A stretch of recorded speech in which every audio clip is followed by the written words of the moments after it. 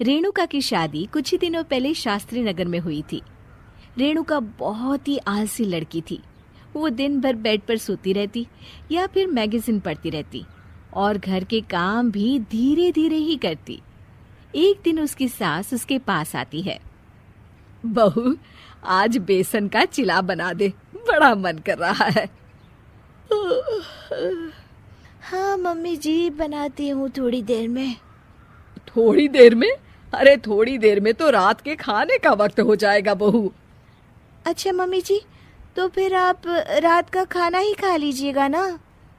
हे भगवान, कैसी आलसी बहू मिली है मुझे, हर काम को बस टालती ही रहती है। रेणुका दिन भर बस आलस पना ही करती रहती।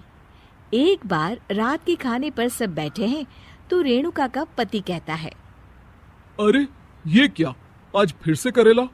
रेणुका, हफ्ते में तीसरी बार ऐसा हुआ है कि करेला बन रहा है। कुछ भी बना लिया करो। अरे इतनी सारी सब्जी मिलती है मार्केट में। हाँ, पर अब कौन मार्केट जाए और सब्जी लेकर आए, इसीलिए जो था घर पर वही बना दिया।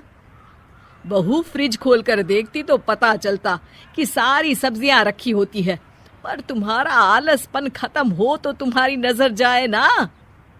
विशाल कमरे में आकर रेणुका से पूछता है, रेणुका, मैंने कहा था तुमसे कि मेरे लिए रुमाल ले आना। मेरे सारे रुमाल खराब हो गए हैं। तुम ले आई क्या? आज नहीं गई, कल ले आऊंगी। ओफो, पिछले 4 दिनों से मैं यही सुन रहा हूँ। बिना रुमाल के ऑफिस जाना पड़ रहा है। तुम तो बहुत ही आलसी होती जा रही हो रेणुका। आपको रुमाल की जरूरत है ना, तो खुद ही खरीद लीजिए ना। हाँ, अब वही करूंगा। तुम्हारे भरोसे बैठा रहा तो कुछ नहीं होगा। एक दिन दरवाजे पर बेल बज रही होती है और रेणुका सोफे पर बैठी होती है, पर आलस में दरवाजा खोलती ही नहीं। अरे बहू, कितनी देर से बेल बज रही है? क्या कानों में रुई डालकर बैठी हो जो सुनाई नहीं दे रही बेल? मम्मी जी, अब आप आ ही गई हैं तो आप ही खोल दीजिए ना दरवाजा। क्यों मुझे ताना मारकर और देर कर रही हैं? अरे वाह, उल्टा चोर कोतवाल को डांटे। सास दरवाजा खोलती है तो उसकी पड़ोसन दरवाजे पर खड़ी होती है। दरवाजा खोलने में इतनी देर क्यों हो गई? सब सो गए थे क्या? और ये भी कोई वक्त है क्या सोने का? हाँ? अरे नहीं नहीं, ऐसी कोई बात नहीं है। आइए आइए, आप लोग अंदर आइए। ओफो, इन सबको भी अभी आना था। अब मम्मी जी लगा देंगी मेरी ड्यूटी किचन में। बहू पकोड़े तल दे, बहू चाय बना दे। अरे बहू, सो गई क्या? कब से आवाज दे रही हूँ, जा चाय बना कर लिया। हाँ मम्मी जी, अभी जाती हूँ थोड़ी देर में।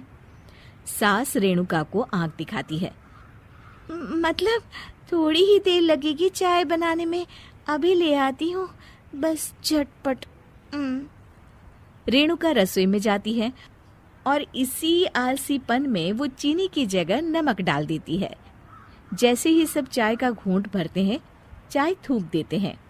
थू थू थू थू, ये कैसी चाय बनाई है तूने रेणुका? इसमें तो सारा नमक भरा है।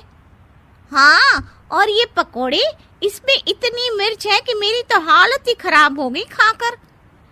और रेणु जी, आपकी खातिरदारी में पहले तो कभी कोई कमी नहीं रहती थी, पर जब से आपकी ये बहू आई है ना, मामला कुछ गड़बड़ा सा गया है।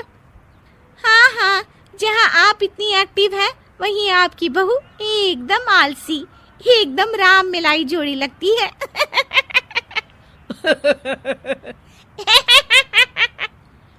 अच्छा जी, चलते हैं अब।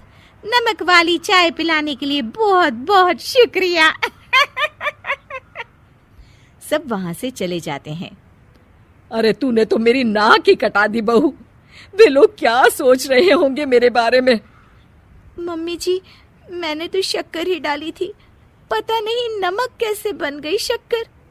शक्कर नमक नहीं बना बहू रानी, तुम्हारा ये जो आलसपना है ना, ये उसी का नतीजा है। सॉरी मम्मी जी, अब मैं ये आलसपन छोड़कर सारे काम अच्छे से मन लगाकर करूंगी।